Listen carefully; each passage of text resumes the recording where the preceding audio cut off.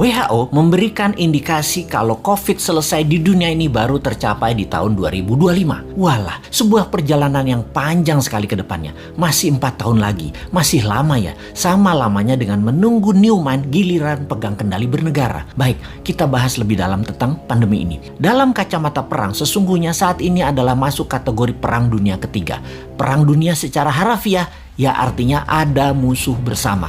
Musuh bersama saat ini adalah makhluk tak terlihat, makhluk kasat mata. Karena masuk kategori perang, maka pasti ada tumpah darah, ada casualties. Yang ujungnya ada yang menang, ada yang kalah. Karena masuk kategori perang, maka sesungguhnya strategi bernegara harus pakai war mode, strategi perang. Dalam strategi perang, jurusnya cuma satu, survival, harus hidup. Terlepas nanti perangnya kalah atau menang. Untuk hidup, kita lakukan apapun sekali lagi untuk tetap hidup. Apalagi sebuah bangsa yang harus tetap hidup. Apalagi sebuah negara yang harus tetap hidup. Dan dalam mempertahankan kehidupan bangsa dan bernegara, yang unggul bukan hanya hidup, tetapi juga memenangkan peperangan. Untuk menang perang, kita harus bertempur hebat, punya mental baja, kompak, dan punya strategi jitu. Menurut pakarnya, siapa lagi yang saya ambil referensinya kalau bukan Ibu Siti Fadilah yang saya kenal baik. Beliau banyak menginformasikan melalui YouTube channelnya juga. Kita sarikan bahwa virus punya sifat alami untuk survival, untuk tetap hidup.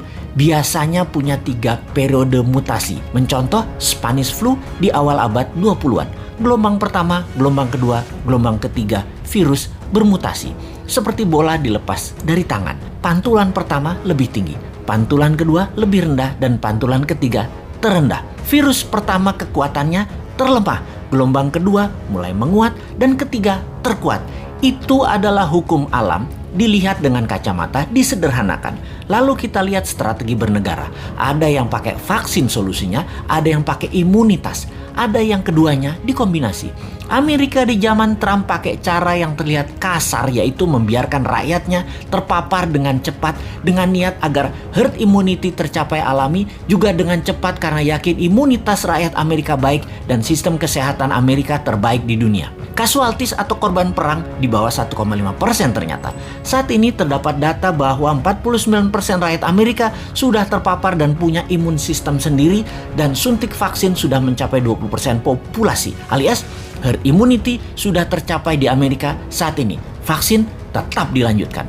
Prinsip kebijakan Gedung Putih ala Trump melawan Fauci dan WHO, namun membuahkan hasil positif sekarang. Penasehat Biological Warfare Gedung Putih menyarankan Trump waktu itu, strain gelombang pertama itu terlemah. Secepatnya saja disebar dan paparkan dengan tanpa mengikuti protokol WHO dan Fauci yang sepertinya mau menghambat agar Amerika rakyatnya maskeran dan strain gelombang pertama kenanya sedikit sehingga vaksin laku terjual setelahnya. Bahaya kalau gelombang pertama dibatasi atau ditahan. Keserang gelombang kedua, pertahanan imunitas masyarakatnya kurang.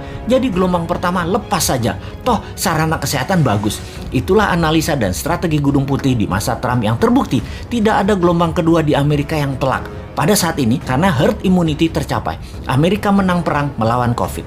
Tiongkok pakai cara kedua, terbanyak pakai vaksin lokal produk mereka sendiri, di mana herd imunitas alami tercapai 20%, yang saat ini 40%-nya ini pakai vaksin, di mana 3 bulan lagi herd immunity di Tiongkok tercapai dengan vaksin lebih dari 60% populasi dan 20% natural imunitas. Tiongkok menang juga perang melawan COVID. Gelombang kedua ketika terlambat vaksin dipakai maka akan berat karena mutasi virus sudah lebih kuat. Dan yang tanpa vaksin terpapar gelombang kedua menjadi berat lagi pengaruhnya atas kesehatan adalah benar. Strategi yang harus cepat-cepat dilakukan adalah vaksin disuntikan ke masyarakat. Di Indonesia, ketika gelombang pertama ternyata hanya memapar 10%-an populasi dan vaksin saat ini baru mencapai 20%-an populasi. Saat ini gelombang kedua terjadi di Indonesia. Sementara yang berimbas atau vaksin atau yang punya herd imunitas baru mencapai 30%-an populasi. Dan hanya mereka inilah yang mungkin kuat terhadap virus gelombang kedua saat ini. Dan mudah-mudahan sekali lagi tidak ada gelombang ketiga mutasi COVID yaitu COVID yang terakhir mutasinya yang terkuat. Kita harus segera mencapai herd imunitas saat ini, segera. Inilah hal yang kasihan pada pemerintah saat ini. Kita tidak menyalahkan hal ini sudah terjadi, tetapi kita harus melihat ke depan. Sistem kesehatan kita belum sebaik negara maju. Imunitas vitamin, makanan masyarakat juga belum sebaik negara maju. Maka yang terbaik kita bantu pemerintah saat ini dengan PPKM-nya Jawa Bali, kita taat 100%. Diam di rumah selama 3 minggu, gunakan minimum movement selama 3 minggu, makan sehat, hidup sehat, baca buku, dan olahraga. Ini semua karena sudah kadung, dan kadung juga pemerintah beli vaksin banyak banget, sampai 400 juta katanya, untuk memvaksin seluruh rakyat Indonesia. Vaksin ini ada batas waktu, ada expiration date, jadi harus cepat-cepat. Pandemi, kalau penanganannya benar, sarana kesehatan baik, dan imunitas vitamin yang didahulukan, menurut Ibu Siti Fadila, dengan 50 juta vaksin cukup kok. Kecuali pesan banyak ini karena sekaligus jadi proyek pejabatnya. Ya walahu alam.